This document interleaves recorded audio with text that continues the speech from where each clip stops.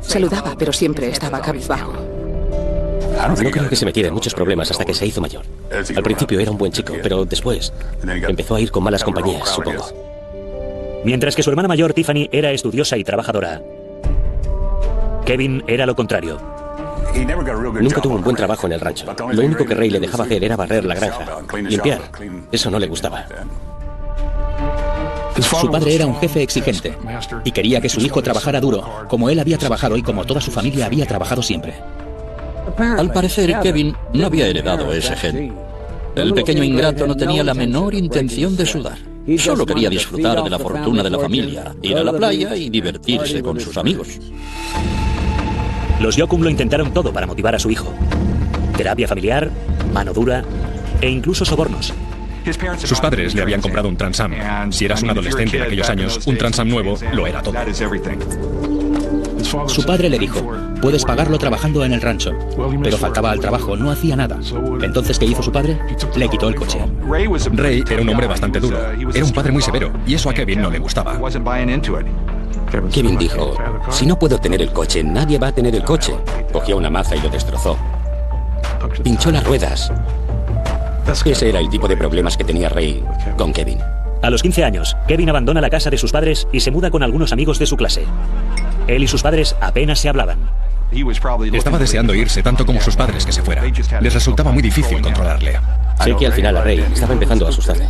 Era como si Kevin tuviera una bandera roja con muchos interrogantes. La policía lleva a Kevin a comisaría para interrogarle. Él admite que no se llevaba bien con sus padres, pero niega con vehemencia haber tenido nada que ver con los asesinatos. Según descubren los investigadores a continuación, Kevin tiene una coartada a prueba de bomba. Docenas de testigos recuerdan haberle visto con Tiffany en el pueblo a la hora de los crímenes. Kevin estaba con Tiffany en el Burger King. Tiffany había intentado convencer a Kevin de que se reconciliara con sus padres. Tiffany básicamente intentó conseguir que fuera a casa en Navidad para que se reuniera toda la familia, pero a Kevin eso no le interesaba. No quería hacerlo. Descartado Kevin como sospechoso, los detectives tienen que volver al inicio. Mientras tanto, todo Hanford acude al funeral de los Yoakum en la iglesia comunitaria de Lakeside. La iglesia estaba repleta. Había 1 kilómetro de coches aparcados en cada dirección. Todos querían y conocían su carácter. Conocían su integridad. Y querían a Ray y a Gail. Por eso vinieron todos a honrarles y a presentarles sus respetos. Mi abuelo estaba derrotado. Nunca se debería tener que enterrar a un hijo antes de morir tú. No volvió a ser el mismo después. La policía establece una línea caliente y pide la colaboración de la población. Casi inmediatamente se acumulan las llamadas. Es mucho trabajo, pero tienes que remangarte y ponerte a investigar cualquier detalle. Y eso fue lo que hicimos. La mayor parte de las llamadas son puramente especulativas. Había gente que decía que era algo propio de una secta o algún tipo de robo, pero no había nada que probara o corroborara nada de aquello. Pero hay una llamada anónima que les llama la atención. Una persona llamó y dijo que tenía información sobre los autores, nombres reales de personas que estaban involucradas. El autor de la llamada dice a la policía que investigue a 2 jóvenes del pueblo, John Cox y Jamie Spanky. Spanky, un estudiante de 17 años del instituto, ha tenido un arresto previo por disparar a su padrastro. Llamó al timbre. El padrastro fue a abrir la puerta y le disparó 5 veces. El padrastro sobrevivió. Él se libró de la cárcel porque las autoridades dijeron que había sido víctima de algún tipo de abuso. Jamie dice que la noche del asesinato de los Yoakum ha estado con su novia. Ella dice a la policía lo mismo. Pedimos a Jamie y a su novia que vinieran a hablar con nosotros. Habían estado juntos. Era su coartada. Preguntamos, ¿conocéis a John Cox? Sí, conocemos a John Cox. Cox también tenía una reputación de problemático. Era un tipo salvaje, un tipo loco que podía hacer cualquier locura. Le había dicho a un profesor que de mayor quería ser asesino a sueldo. Cox era frío como un témpano y Spanky era igual. He estado investigando. Y toda la gente habla. Eso no significa una mierda. ¿Cómo sabe que la persona que dice eso no intenta cubrirse el culo? Bien, lo cierto es que me ha pasado por la cabeza, pero creo que tenemos información precisa. Podemos confiar en nuestro contacto. Ya, o puede que no, porque yo no he sido. Y me da igual lo que diga la gente. Yo no entraría en casa de alguien y lo mataría. Yo no soy así. Tenía aspecto de tipo duro. Entonces, si no eras el tipo deportista o el estudioso, eras el duro. Esa era su imagen. Me dio la impresión de que sabía más de lo que estaban diciendo, pero ¿cómo íbamos a sacárselo? La policía registra el coche de Spanky y lo que encuentran hace alzarse más de una ceja. Un casquillo usado de calibre 22. Los expertos en balística lo comparan con los casquillos encontrados en la escena del crimen. Las marcas son estrías que quedan en las paredes del casquillo. En este caso eran excelentes. Y pude decirles inmediatamente que pertenecían a la misma arma. Yo estaba eufórico. Pensé, bien, ahora vamos por buen camino. Spanky tiene que saber algo de esto porque el casquillo estaba en su coche. Va a tener muchas cosas que explicar. Uno habría pensado que los jóvenes de Hanford se dedicaban a beber cerveza, a asustar vacas o a impresionar a las chicas con sus coches, no a asesinar a los vecinos en sus casas. ¡Qué bucólica imagen de la vida de un pueblo! Todo iba a tomar un tinte aún más inquietante. Cuando se comprueba que el casquillo encontrado en el coche de Jamie coincide con los de la escena del crimen de los Yoakum, los detectives están seguros de que el joven de 17 años sabe más de lo que dice. Era como, no, yo no he sido. No sé cómo ha llegado ahí ese casquillo. Quizá es de alguien que subió a mi coche y se le cayó del bolsillo. Intentaba justificarse. Entonces dijo que quería hablar con su padre. Pero antes de permitir al señor Spanky hablar con su hijo, los investigadores emplean una astuta estrategia. Le dicen al padre de Jamie que su hijo ya ha confesado. Pensando que ya no tiene nada que perder, el señor Spanky cuenta a la policía todo lo que Jamie le había dicho sobre su participación en el crimen. Entonces lo que Jamie le dijo es que llevó allí a John y a otro chico. Sí, había otro chico, pero no me dijo quién era. Pero Jamie le dijo que les llevó a los dos hasta allí. Sí. Bien. Y que el otro chico estaba nervioso y tenía miedo de que se fuera de la lengua. Sí.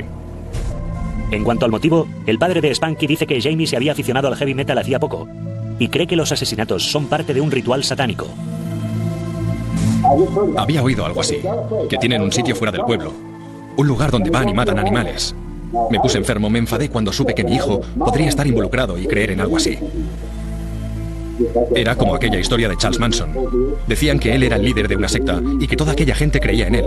Le seguían y hacían las cosas que él les decía, pero creo que no se daban cuenta de lo que hacían en realidad. ¿Por qué no entra a hablar con Jamie? A ver, ¿qué está dispuesto a contarnos sobre todo esto? El padre entró y por supuesto la sala de interrogatorio tenía un micrófono. Yo estaba en la habitación de al lado escuchando. El padre entró y le dijo a Jamie que lo sabíamos todo. Me han dicho que les has contado lo que me dijiste a mí. Inmediatamente la respuesta de Jamie fue, ¿qué has hecho qué? Vaya golpe. Hundido por tu propio padre.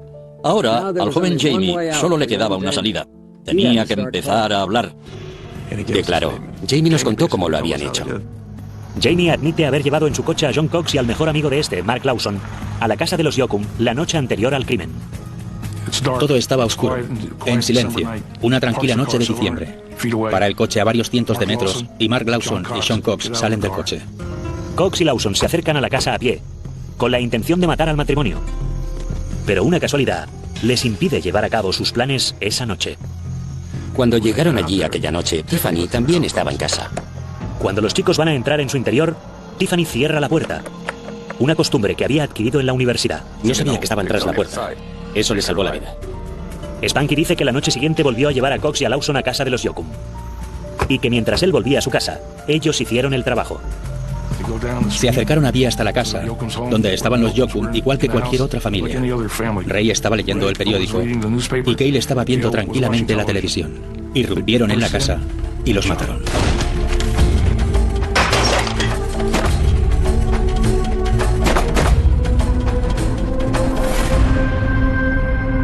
Después de revolver las pertenencias de la familia para que parezca un robo, los chicos tenían pensado irse en el coche de los Yoakum, pero no pudieron encontrar las llaves, de modo que tuvieron que llamar a Spanky para que volviera a recogerlos. Mark estaba eufórico, muy nervioso con una subida de adrenalina y dice, lo hemos hecho, lo hemos matado. Los sesos de la señora Yoakum estaban por toda la sala. Cuando Jamie les dice que no se lo cree, Lawson le enseña los guantes. Tenía sangre en las puntas de los dedos y Jamie le dice, ¿por qué me habéis llamado? Bueno, porque estás metido en esto. Así que los llevó a casa de John y procedieron a deshacerse de las armas y de los casquillos y todo lo demás. Spanky dice que a continuación, él, Cox y Lawson tiraron los rifles en un canal a 20 kilómetros del pueblo. Había algo de barro en el fondo, de modo que hundieron los cañones en el barro. Después, con unas toallas, limpiaron las armas para borrar las huellas y a continuación las tiraron en unos arbustos. En ese lugar, la policía encuentra 3 rifles descargados exactamente donde Spanky dijo que estaban. Inmediatamente se hacen las pruebas de balística. En este caso solo nos interesaban los casquillos. Los observamos con el microscopio y las marcas de extracción eran absolutamente de manual. Fue muy fácil hacer la identificación. La horrible historia de Jamie resulta ser cierta, pero aún falta una pieza del rompecabezas. El motivo. ¿Por qué un par de adolescentes habían ido a una granja y habían asesinado a tiros a un matrimonio maduro y tranquilo? ¿Se lo había ordenado el omnipresente diablo o estaba ocurriendo algo aún más siniestro? Jamie Spanky ha contado a la policía lo que ocurrió la noche del doble asesinato de los Yokum. Pero ahora los investigadores quieren saber por qué. Al comprender que está acorralado, Spanky decide contarlo todo. Su padre le dijo, tienes que decirles toda la verdad e intentaremos conseguir el mejor trato posible. Así que llamamos al fiscal del distrito y cuando estuvo allí le tomamos declaración. Spanky deja caer una auténtica bomba. Los asesinos no eran adoradores del diablo. Eran mercenarios contratados para hacer el trabajo nada menos que por el hijo de los Yokum, Kevin. Tuve la corazonada de que tenía que estar diciendo la verdad. En efecto, la policía descubre una larga y estrecha relación entre Spanky y Yokum. Jamie había conocido a Kevin en el pueblo por casualidad. Pronto se hicieron amigos, se veían bastante a menudo. Jamie Spanky y Kevin eran amigos. De hecho, estoy casi seguro de que Kevin había estado viviendo con Jamie Spanky un tiempo, así que eran buenos amigos. Después estuvieron en el mismo instituto para estudiantes con problemas de disciplina. Allí fue donde conocieron a John Cox. Kevin era hijo de uno de los granjeros ricos. Spanky era de clase media. Y por supuesto nosotros éramos más bien pobres. Así que había un poco de todo. Pero según Spanky, ser hijo